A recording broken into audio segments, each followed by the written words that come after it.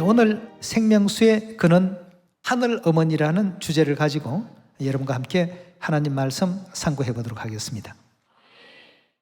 언젠가도 한번 얘기를 드렸습니다만 파리에서 로렌스와 아라비아 사람들을 초청한 일이 있었습니다. 아라비아 그 사막지대에 사는 사람들로서는 늘 물이 귀했는데 파리 호텔에서 수도꼭지만 트니까 그냥 물이 콸콸콸 나오는 것입니다. 물 없는 나라에서 살던 사람들로서는 대단히 참 신기한 어떤 모습이었습니다. 근데 그 일정을 마치고 다시 이제 아라비아로 돌아가는 날이 됐는데 호텔에서 사람이 보이지 않는 겁니다. 그래서 사람을 찾기 위해서 객실로 다시 돌아가 보니까 거기에서 수도꼭지를 잡아 뜯고 있는 겁니다.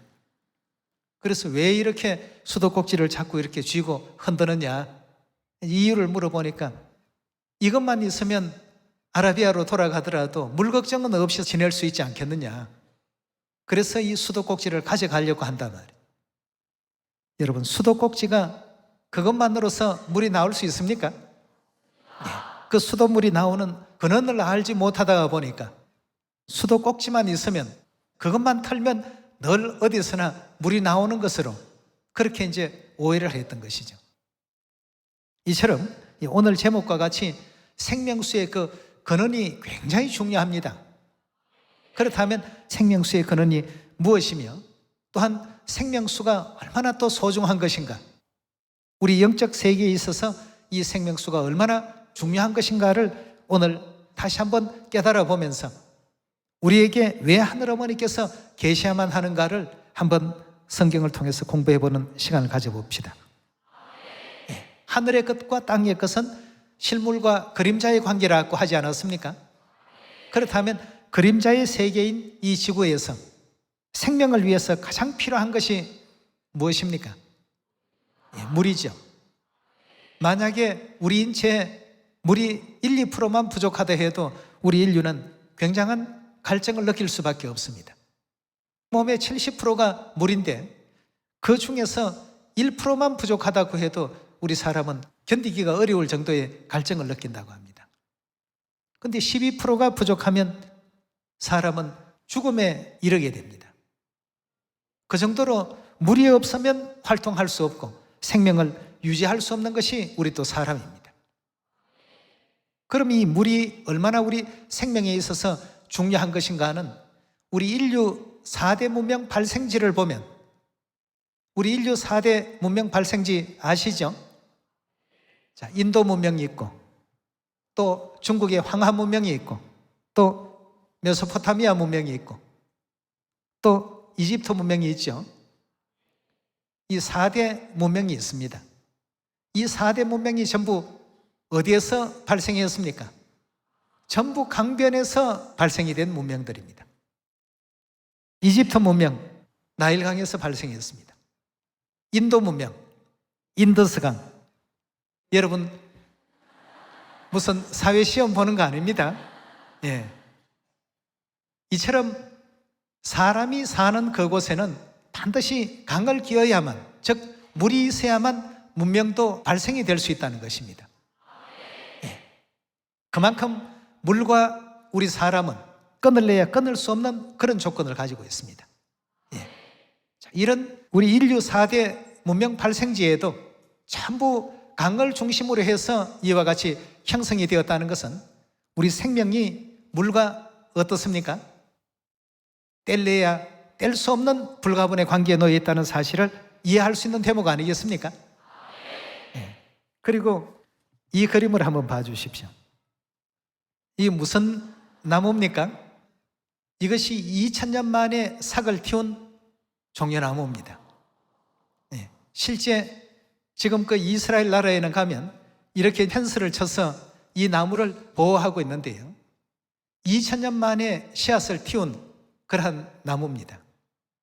이스라엘 나라 최후의 그 격전지라고 하는 마사다 식량 창고가 있었는데 그 식량 창고 부근에서 2000년 된 씨앗을 고고학자들이 발견을 했습니다. 탄소 연대 측정을 해보니까 바로 2000년 전 씨앗이었다는 사실이 확인이 됐다고 합니다. 그럼 이 씨앗이 뭘 만나서 이렇게 지금 변했습니까?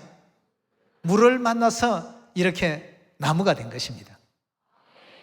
이처럼 우리 생명에 절대적인 어떤 필수 불가결한 그 물질이 바로 물 아니겠습니까? 그래서 오늘 제목이 뭡니까? 생명수의 근원이 바로 어머니라는 뜻인데, 그럼 이 생명수의 근원에 대해서 우리가 또 성경의 말씀을 살펴보셔야 되겠는데요. 육적으로 바라보더라도 물이 없으면 사람이 살 수가 없고 1, 2%만 부족해도 사람이 굉장한 갈증을 느끼고 12%가 부족하면 사람이 생명을 잃을 수 있는 이런 물이라는 이 물질, 사막에서는 황금보다도 물이 더 귀합니다. 옛날 그 이집트 왕자라는 애니메이션에 나왔던 한 대목이죠. 사막에서는 황금보다 물이 더 귀하고 길 잃은 양에게는 왕보다도 목자가 더 귀하다고 말이죠. 이와 같은 그 내용의 말씀을 전부 살펴바라보게 될 때 정말 이 물이라는 것은 없어서는 아니 될 어떤 내용이고, 2000년 된 씨앗도 물을 만나지 못하니까 거의 죽어있는 상태에 있다가 물을 만나게 됨으로 말미암아 하나의 생명을 갖춘 존재로서 역할과 그 기능이 되살아났던 것처럼 우리 영혼에 있어서도 생명수를 만나지 못하게 된다면 죽은 어떤 존재와 다를 바 없는 모습이 되고 말 것입니다.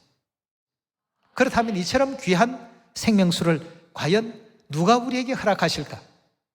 육적인 물이야 수도꼭지 털면 바로 지금 나오도록끔 시스템을 다 만들어 놨습니다만, 오늘 얘기하고자 하는 것은 영적 생명수를 누가 우리에게 주실 것이냐는 것입니다. 요한계시록 22장 17절의 말씀 함께 보시겠습니다. 성령과 신부가 말씀하시기를 오라 하시는도다. 듣는 자도 오라 할 것이요 목마른 자도 올 것이요 또 원하는 자는 값없이 생명수를 받으라 하시더라고 했습니다. 자, 여기에 지금 이 귀한 생명수를 누가 우리에게 주신다고 했습니까? 성령과 신부께서 주신다고 했습니다. 생명수 주시는 성령과 신부를 우리가 올바로 이해하지 못한다면 누가 성령님이신지 누가 신부이신지 알지 못하게 된다면 생명수를 과연 구할 수 있겠습니까? 네. 아모스 8장의 그 말씀을 바라보게 되면 이 온 세상은 전부 기근에 들려있는 영적인 현상이 일어나고 있다고 했습니다. 그런데 많은 사람들이 생명수를 구하기 위하여 이 바다에서 저 바다까지 비틀거리며 달려 왕래하여도 얻지 못한다라고 이렇게 성경은 예언되어 있습니다. 네. 자, 그렇다면 왜 얻지 못할까요? 그들이 얻지 못하는 이유가 뭡니까? 성령과 신부를 모르기 때문입니다. 그렇다면 우리 인류에게 생명수를 받으라고 이렇게 말씀을 주셨는데, 여기서 말씀하시는 성령 하나님은 삼위의 개념으로 보면 성부, 성자, 성령은 일체라고 배우지 않았습니까? 그 일체라고 하는 것은 한 분이시다는 뜻 아니겠습니까? 그럼 성부 여호와 하나님, 성자 예수 그리스도, 성령 새 이름 안상홍님은 다른 분이 아닌 같은 동일한 한 분이시다는 의미가 되겠습니다. 그렇다면 여기서 말하는 성령은 아버지 하나님을 뜻하고 있죠. 그럼 아버지 하나님의 신부는 누구시죠? 어머니 하나님이십니다. 다시 말하면 아버지 하나님과 어머니 하나님께서 말씀하시기를 누구든지 목마른 자는 내게로 와서 생명수를 받아가라고 이렇게 일러주신 대목이 되겠습니다. 자, 이 예언대로라면 우리는 반드시 이 땅에서 아버지 하나님과 어머니 하나님을 만나야 되겠고 찾아야만 되겠습니다. 그래서 2000년 전 이 땅에 오셨던 예수님께서도 하나님을 알지 못하게 되면 생명수를 받을 수 없다라고 이렇게 분명히 또 말씀을 주셨습니다. 요한복음 4장 10절의 말씀 보겠습니다. 예수께서 대답하여 가르사대 내가 만일 하나님의 선물과 또 내게 물 좀 달라 하는 이가 누구인 줄 알았더라면 너가 그에게 구하였을 것이요 그가 생수 즉 생명수를 내게 주었으리라고 이렇게 일러주고 있습니다. 2000년 전 그 사마리아 여인과 우물에서 예수님께서 대화하시는 장면입니다. 우리가 생명수를 구하려면 생명수 주시는 분을 반드시 알아야만 얻을 수 있는 것입니다.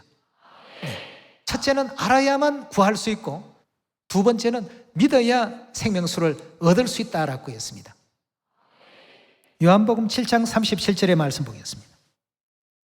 명절 끝날 곧 그날에 예수께서 서서 외쳐 가라사대 누구든지 목마르거든 내게로 와서 마시라.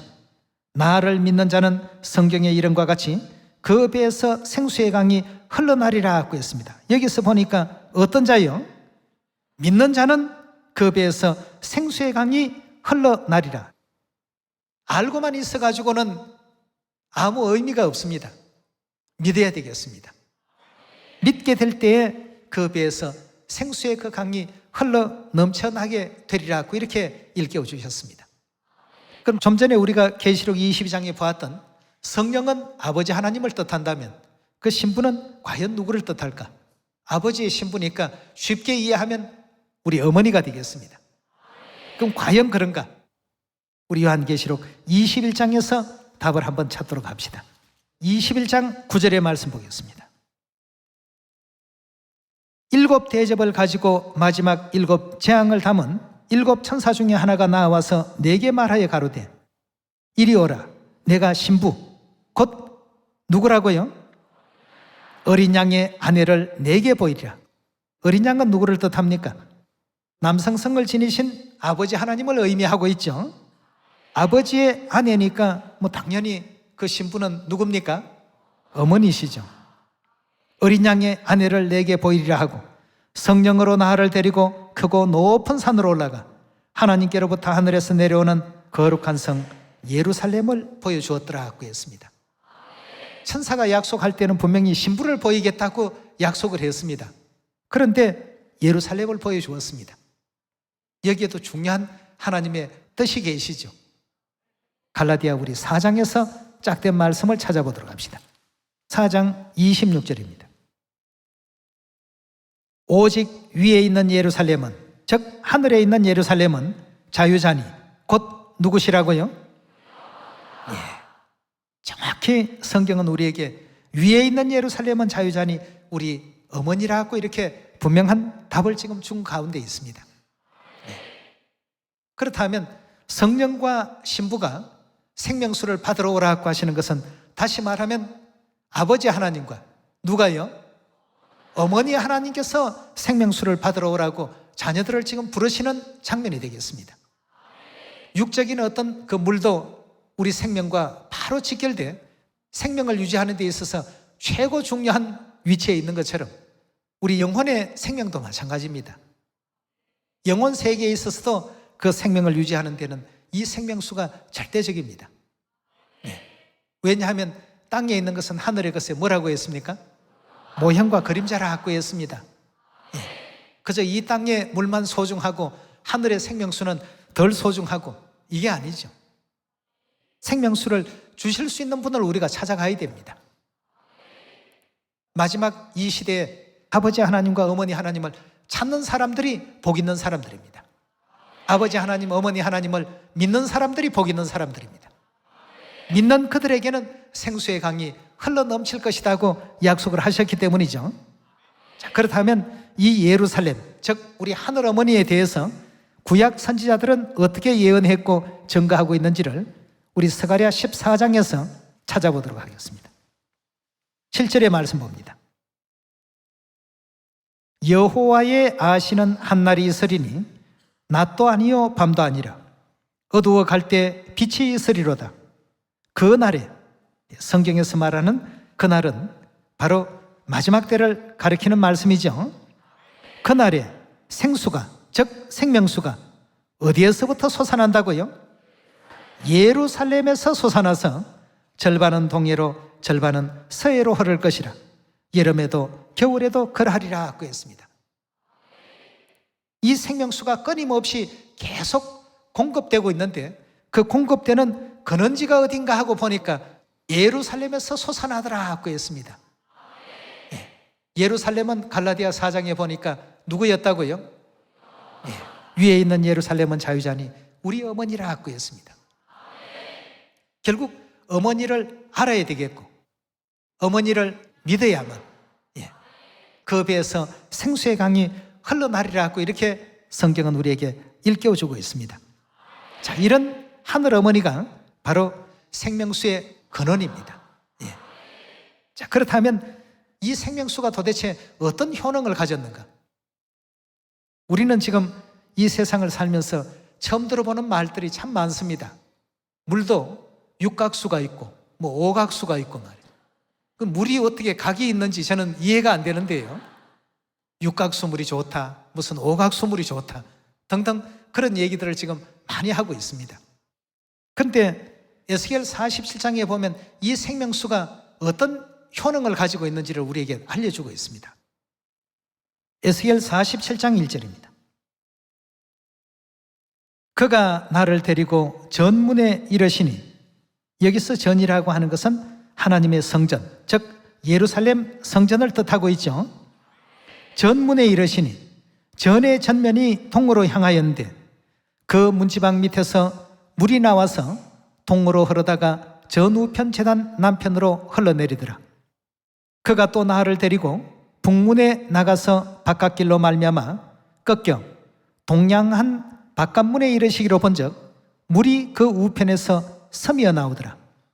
그 사람이 손에 줄을 잡고 동으로 나아가 1,000척을 청량한 후에 나로 그 물을 건너게 하시니 물이 발목에 오르더니 다시 1,000척을 청량하고 나로 물을 건너게 하시니 물이 무릎에 오르고 다시 1,000척을 청량하고 나로 물을 건너게 하시니 물이 허리에 오르고 다시 1,000척을 청량하시니 물이 내가 건너지 못할 강이 된지라 하고 했습니다. 자, 1,000척에 1,000척을 더하고 또 1,000척에 1,000척을 더하면서 생명수의 강의 깊이가 점점 깊어지고 길어집니다. 그리고 세상 열방과 열족들에게 다 지금 흘러들어가고 있는 형상을 이렇게 표현했습니다. 처음에는 그 깊이가 발목에 잠길 정도의 깊이밖에 안 되었습니다. 그러나 또 1,000척을 진행하고 보니까 무릎까지 차오르기 시작했습니다. 또다시 1,000척을 청량해 보니 허리까지 오르는 그런 아주 깊은 생명수의 그 수량이 점점 이제 풍성하게 늘어나기 시작했습니다. 거기서 또다시 1,000척을 청량해 보니까 사람이 가히 건너지 못할 강이 되었더라 하고 했습니다. 처음에는 작은 어떤 샘에서 솟아나는 내용인 줄 알았는데 이것이 가면 갈수록 어떻습니까? 그 깊이가 점점 깊어지고 나중에는 급기야 사람이 건너갈 수 없는 그런 엄청난 강물이 되었더라 하고 했습니다. 이 강을 요한계시록 22장에서는 생명수의 강이라고 했죠. 4절에 계속 보겠습니다. 다시 1,000척을 청량하고 나로 물을 건너게 하시니 물이 무릎에 오르고 다시 1,000척을 청량하고 나로 물을 건너게 하시니 물이 허리에 오르고 또 다시 1,000척을 청량하시니 물이 내가 건너지 못할 강이 된지라. 그 물이 장일하여 헤엄할 물이요 사람이 능히 건너지 못할 강이더라. 그가 내게 이르시되 인자야 내가 이것을 보았느냐 하시고 나를 인도하여 강가로 돌아가게 하시기로 내가 돌아간즉 강 좌우편에 나무가 심히 많더라. 그가 내게 이르시되 이 물이 동방으로 향하여 흘러서 아라바에 내려가서 바다에 이르리니 이 흘러내리는 물로 그 바닷물이 어찌 된다고 했죠? 소성함을 얻을지라고 했습니다. 이 강물이, 즉 이 생명수의 강물이 이르는 곳마다 번성하는 모든 생물이 어찌 됩니까? 전부 살아나더라고 했습니다. 좀 전에 여러분들께 보여드렸던 이 종려나무, 물이 닿지 아니하니까 2000년 동안 그냥 씨앗으로만 있었습니다. 그런데 물이 딱 하니 닿으니까 이것이 이제 생명이라는 이와 같은 내용이 작동되기 시작했습니다. 여러분, 이런 어떤 생명수의 위력이 있다라고 한다면 어찌 아버지를 전하고 어머니를 전하는 일을 주저할 수 있겠습니까? 9절에 계속 봅니다. 이 강물이 이르는 곳마다 번성하는 모든 생물이 살고 또 고기가 심히 많으리니 이 물이 흘러들어가므로 바닷물이 소성함을 얻을 것이다 하고 했습니다. 이 바다라고 하는 것은 요한계시록 우리 17장 15절에 보면 인류 사회를 표상한다고 되어 있지 않습니까? 예. 이 지구촌 전체가 살기 위해서는 반드시 생명수의 근원 되시는 어머니를 알려야 되겠고, 믿음을 가질 수 있도록끔 그들에게 하나님의 그 뜻을 전할 줄 아는 우리 모두가 되어야 되겠습니다. 예. 이 강이 이르는 각처에 모든 것이 살 것이며, 10절입니다. 또 이 강가에 어부가 설 것이니 엔게디에서부터 에네글라임까지 그물치는 곳이 될 것이라. 그 고기가 각기 종류를 따라 큰 바다의 고기같이 심이 많으려니와 진펄과 개펄은 소성되지 못하고 소금 땅이 될 것이며, 강 좌우가에 각종 먹을 실과 나무가 자라서 그 잎이 시들지 아니하며 실과가 끊치지 아니하고 달마다 새 실과를 맺으리니 그 물이 성소로 말미암아 나옴이라.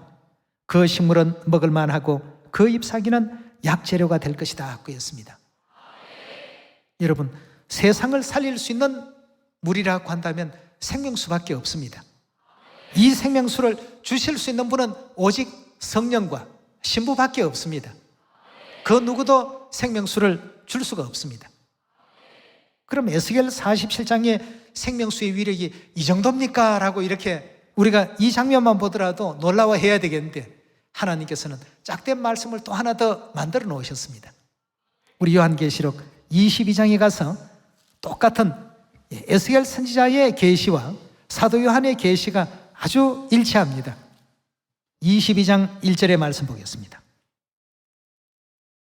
또 저가 수정같이 맑은 생명수의 강을 내게 보이니 하나님과 및 어린 양의 보좌로부터 나더라고 했습니다.